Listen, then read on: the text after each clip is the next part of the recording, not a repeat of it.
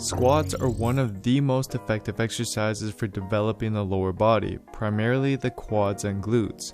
However, despite this, it's also labeled as one of the more quote-unquote dangerous exercises due to the high prevalence of knee pain people experience during or after performing the squat, which often presents itself as pain or discomfort experienced either on and around the kneecap or pain above or below the kneecap at the attachment points of the quad and patellar tendons.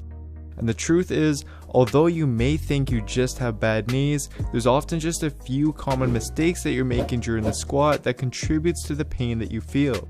And in this video, I'll go through exactly what those mistakes are and how to fix them in order to prevent future injury and get back to pain-free squatting as soon as possible. One of the most common mistakes people make with the squat is leaning forward and shifting the weight onto the toes while often raising the heels up in the process.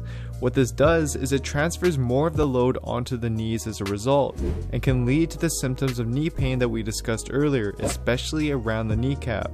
So instead, as you squat, you need to ensure that the bar remains over your midfoot and travels vertically up and down during each rep, as opposed to letting the bar shift forward over the toe. And as you squat, you should also be applying pressure into the ground with your entire foot, rather than shifting most of the pressure towards the toes. This is going to help you better distribute the load onto the ankle and hip joints to prevent excessively straining the knees. But if you struggle to do this, then the problem more often than not has to do with your ankle stiffness.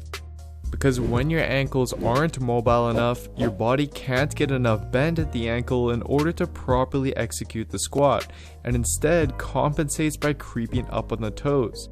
And to find out if that really is a problem for you, I'd suggest taking the following test, which research indicates is an excellent and reliable indicator of your ankle mobility.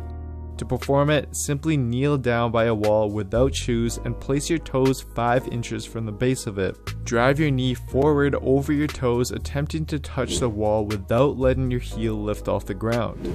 And if you end up failing this test, then you uncovered a weak link in your ankle mobility that needs to be addressed, which can be done by regularly performing ankle mobility drills and foam rolling the calves and shins, especially right before you squat.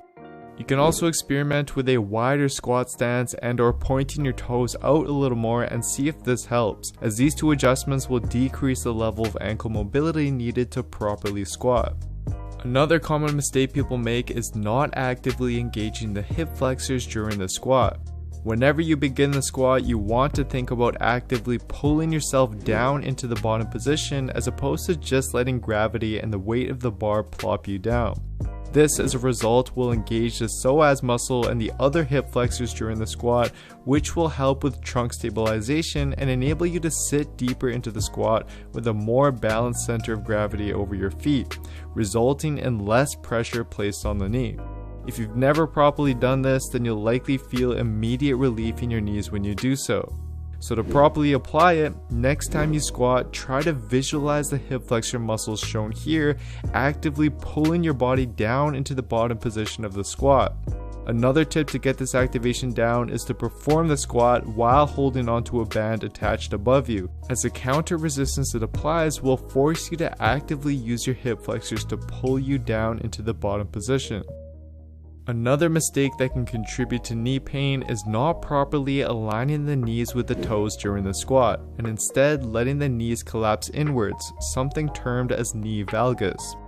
And this causes a lot of instability in the knee during the squat, and over time creates imbalances and actually wears away at the knee cartilage, eventually resulting in knee pain most commonly located around the kneecap.